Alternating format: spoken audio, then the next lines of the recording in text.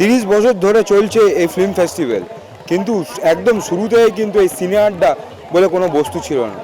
2011 সালের পর থেকে এই সিনে আড্ডা আসে, এবং এই সিনে আড্ডা কতটা গুরুত্বপূর্ণ এই ফিল্ম ফেস্টিভ্যালে আসুন জেনে নিই।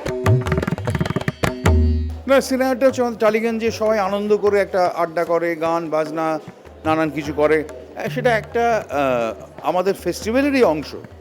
আবার যেরকম খুব গুরুত্বপূর্ণ বিষয় নিয়ে সেমিনার হয়।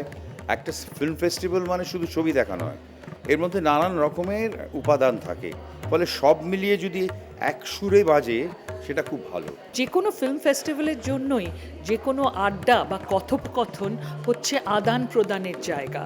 হ্যাঁ, নানান রকম আদান প্রদান হয়, যেরকম সেমিনার হয়, মাস্টার ক্লাস হয়, টক শোজ হয়, ইন্টারাকশনস হয়, সেরকম সিনে আড্ডাটাও হচ্ছে সেরকমই পার্ট অফ ইট। কারণ এই যে আমাদের যে এই এত বড় ফেস্টিভ্যাল, সেখানে সব রকম মানুষ আসছে এবং সব রকম মানুষের জন্যই আমাদের কিছু না কিছু দিতে হবে। সিনে আড্ডা নিয়ে আমি খুব একটা ইন্টারেস্টেড বোধ করি না, কারণ আমি আসি এখানে চলচ্চিত্র উৎসবে চলচ্চিত্র দেখার জন্য। লোকে এত বেশি আড্ডা কথাবার্তা সে আজকাল ইন্টারনেটে ইউটিউবে শোনা যায়, সেটার জন্য আর এখানে আসার খুব একটা প্রয়োজনীয়তা হয় না। কয়েকটা ইন্টারেস্টিং সেশন থাকে, আগের বছর যেরকম সম্ভবত সুদীপ চ্যাটার্জি বিখ্যাত সিনেমাটোগ্রাফার তিনি এসেছিলেন, আরও কয়েকটা মাস্টার ক্লাস সুরাঙ্গনাও কয়েকটা দেখেছিল, কয়েকটা খুব ভালো মাস্টার ক্লাস, বোধহয় মানুষ বাজপেয়ী বোধহয় এসেছিলেন, বা পুরনো যদি মানে আমাদের ইন্ডাস্ট্রিরই অনেক সিনিয়র অ্যাক্টররা আছেন তারা কথা বলেন। কিন্তু আদারওয়াইজ আমার খুব একটা মানে চলচ্চিত্র আড্ডা নিয়ে খুব একটা ইন্টারেস্ট নেই, ছবি দেখতে আসি সেটাই দেখি।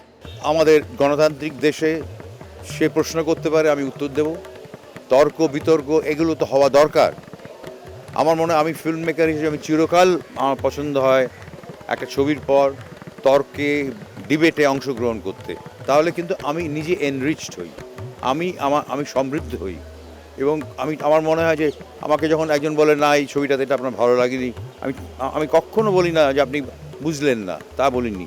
আমি এটা হজম করি, জানি, চেষ্টা করি, বোঝার চেষ্টা করেছি আমি কি ভুল করেছি। এখানে ছবি দেখাটা, দর্শক যতটা স্বতঃস্ফূর্তভাবে এসে ছবি দেখে, এটাই সব থেকে বড় শিল্পের জয়। তারপর চারটে কথা হলো কিংবা মানুষের চারটে সেলফি তুললো কার সাথে, সেটা ইম্পর্টেন্ট নয়। ইম্পর্টেন্ট হচ্ছে ছবি দেখা। এবং এরকম একটা শহরে, যে শহরে এত ধরনের ক্রাইসিস রয়েছে, এতজন মানুষ যে স্বতঃস্ফূর্তভাবে এসে নানান দেশ বিদেশের ছবি দেখছে এবং সেটা নিয়ে তারা লিখছে, চর্চা করছে, এটাই যথেষ্ট।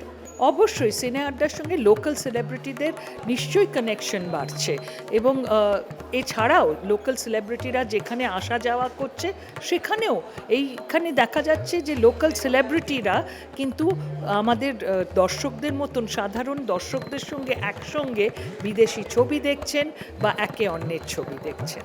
আজকে সারা পৃথিবী ফিল্ম ফেস্টিভ্যালে অনেক রকম মাস্টার ক্লাস বা অডিয়েন্সের সাথে ফিল্ম মেকার অ্যাক্টরদের ইন্টারাকশন সারা পৃথিবী জুড়েই হয়, কিন্তু সেটা যেভাবে করা হয় সেটার একটা প্রসেস থাকে। এইখানে আমার মনে হয় সেই প্রসেসটা খুব উইক এবং খুবই শ্যালো। অনেক ক্রিটিক ধরো আমার কোনো ছবিতে একটা জিনিস সমালোচনা করেছে, আমি কোনোদিনও বলিনি। তার কারণ এটা একজন ক্রিটিকের দায়িত্ব সমালোচনা করা, আমার দায়িত্ব সিনেমা করা।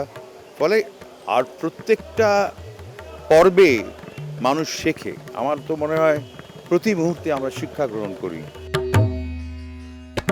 সিনে আড্ডা এই ফিল্ম ফেস্টিভ্যালের জন্য ভীষণই গুরুত্বপূর্ণ, কারণ কি এই সিনে আড্ডা একটা মাত্র প্ল্যাটফর্ম যেখানে একটি সেলিব্রিটি এবং সাধারণ মানুষরা একসাথে কানেক্ট করতে পারে। ক্যামেরায় রানার সাথে দেবপম্পাল, দেখতে থাকুন এস নিউজ।